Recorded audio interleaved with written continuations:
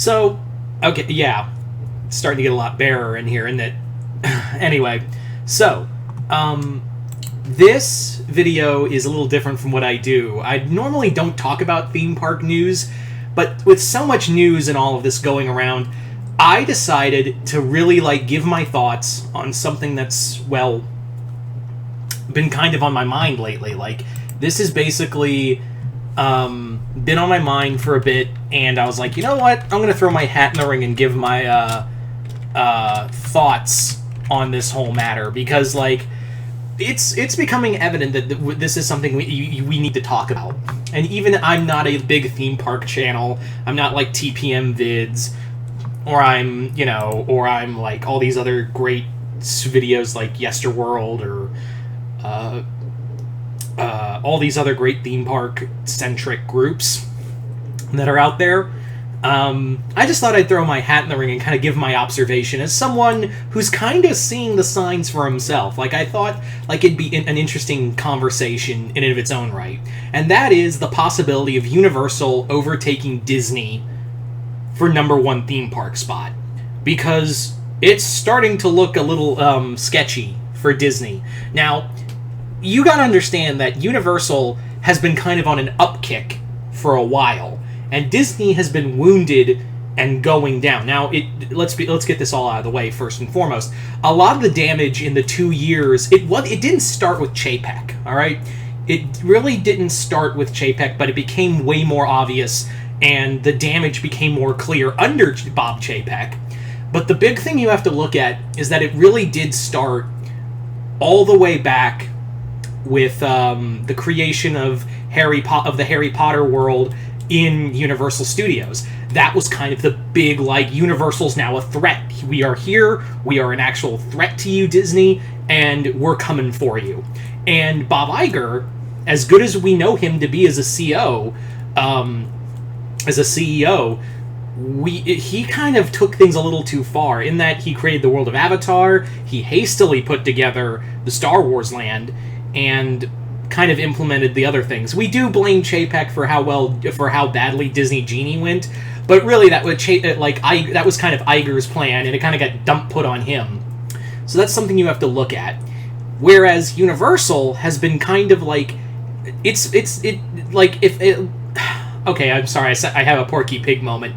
But what I'm trying to say is, businesses are like sharks, and the moment they sense something is bleeding in the water, they're going to come after it. And trust me, Universal smelled the blood that Disney's hemorrhaging, the financial blood that Disney is hemorrhaging, and going all out. And I can think of no stronger reasoning for that than the two announcements we got yesterday. Those being new locations being opened up in Las Vegas and Frisco, Texas. Starting off with the Frisco, Texas announcement, in that we're getting a new resort/mini theme park in Frisco, Texas. I don't know where that is. Apparently that's close to where the AT&T Stadium, where the Cowboys play. I think it's somewhere near Dallas. I'm not exactly sure, but apparently it's a big spot. Maybe Jason Voorhees 2011, who lives in Texas, maybe he knows more about it. And then maybe some of you who do live in Texas can explain why they kind of gave reasoning for having Frisco as the destination.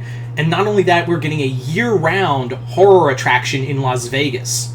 Just think on that. We're not only getting a kid-themed thing, but also a horror-themed event. Which, yeah, Universal always had that on Disney. When it came to Halloween, they wrote the book on how to do October in Florida. They basically are like, yeah, you got Disney's Not So Scary. We got Horror Nights, bitch. And they're clearly running with it very hard these days, because it's been pretty obvious of what's going on in Epic Universe. And Epic Universe was the big signal of Universal no longer being afraid of Disney, because they're doing something Disney hasn't done since the early 2000s. Build a new park. And if that's not a symbol that they are not only not scared of Disney, but they're willing to take it to them. The rides they've been building as of late have been immersive. They've been just absolutely punishing comparatively to Disney's rides. Yeah, what is Disney like? Really, let's look at what Disney has done compared to what Universal has done in the past few years. Star Wars Land was nowhere near as immersive. I went to the Star Wars Land. I went to the Batuu area in Orlando. When I went there, yeah, it was lacking. I mean, it looked nice, but it was sorely lacking. And I've been to and I'm not even a Harry Potter fan, but like when I walk into Diagon Alley, I feel like I've gone to Diagon Alley. You know what I'm saying? Like even the gift shops throughout feel like their own little attraction in themselves. Like I went to one that's supposed to be like a pet shop, and it had an animatronic snake in there, and I'm like, this is so cool. Whereas when I went to the Star Wars world, I was like, this just feels like like a cheap marketplace, and I'm not impressed. Oh yeah, you have theming in there like Dok-Ondar and all that, but like, that's it. That's really it. And granted, I didn't go to the World of Pandora. I've been there. It looks pretty, but who really like? I understand that like it's $1 billion thing now. It's going to be a full ass like the World of Avatar is going to be a full ass franchise. So I do keep that in mind. But yeah, when I look at the stuff for Universal, they go above and beyond with not just using screens or something. They're going all out with animatronics, ride systems, doing everything in their power to literally just try to dunk on Disney every chance they get. Like they literally have done Velocicoaster. They have done updates to the Marvel lands, the Marvel and Springfield lands. Although I think they've talked about sending that away, as well as the Marvel Land at Island Adventure. Personally, I'm kind of expecting them to announce that, and they're also redoing Kid Zone, which has been long overdue. Thankfully, E.T. is safe, but yeah, I do think that we're probably going to get like a Pokemon-themed land or something of that nature, because yeah, the one thing that Disney has over Universal is that there's not enough kid stuff, hence why the resort was kind of very kid-themed and family-themed. It's more thrill rides than anything else. So I will say that that's one thing, but it looks like Universal's kind of riding that ship, and that's what they're going to do with Kid Zone, and do like a big Nintendo IP, or something of DreamWorks, possibly like Shrek and, all the DreamWorks stuff. But yeah, that kind of shows that Disney's, like, not only that, like, the Chapek years really hemorrhaged them in terms of money and creativity. A lot of Disney engineers were handicapped severely by Chapek's incompetence, as well as his staff's incompetence. Whereas Universal, they go ham. If you have an idea, they'll be like, oh yeah, is it going to piss off Disney? Let's do it. And they clearly know when to take risks, and it pays off. Now, full disclosure, I know I've been really singing the praises of Universal here, but I will say that, like, this is all just my perspective. I can fully admit that something could go wrong in the future. We don't know, but as it stands right now, as it stands right in the here and now, it really does look like Universal is coming for that theme park throne that Disney has, and is going to stab them in the chest and pull them out of the throne and sit in it, and yeah, just prop their feet up on Disney's corpse as they're just drinking a goblet, like a shiny gold goblet made from the blood of their enemies. So, there's that. Yeah. I mean, resort, year-round attraction, new theme park, not to mention updated on the rides, updated on the field. And really, what is Disney doing in comparison? They're really not doing it. They're not doing a new park. They don't have the money for it. All they can really do is have Tron Light Cycle and maybe an expansion. And that's all blue sky. That's the other thing. That's why at D23 I didn't really talk about the Disneyland, like a Villain's Land, or Encanto and Coco World, Coco Land. That sounds really horrible, But yeah, that's all blue sky, meaning that's all imagination. Like blue sky in terms of theme park words is just blueprints. Like, it's just all ideas. Like, that's all it really is just ideas, and that's really it. There's nothing set in stone there's no, like, as it stands, there's no, like, yeah, it's totally gonna happen. It could happen, but it could not. That's what I'm trying to say. And it's, again, really clear that that Chapek really screwed the pooch on Disney, and Universal saw that and jumped on it hard. So Iger has 2 years to right the ship and put it in more competent hands. That's really the only thing you can do. But yeah, as it stands, Universal is really coming for that throne, and they are coming hard.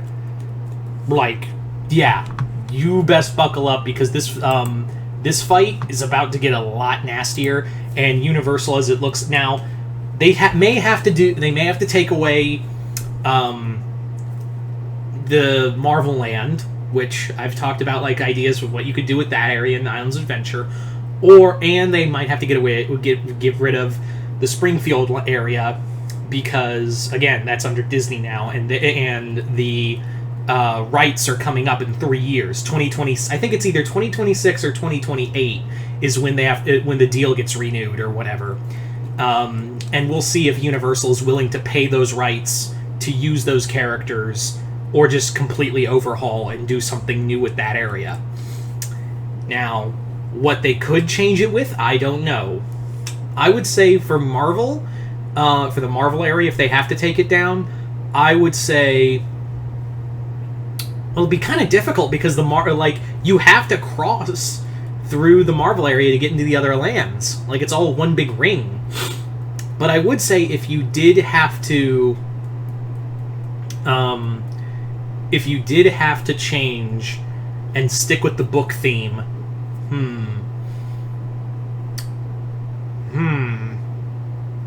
that's a tough one, because you are doing, well, Universal Monsters, you could make the argument that it's book theme, but they're getting a land at Epic Universe, so that's a tough one.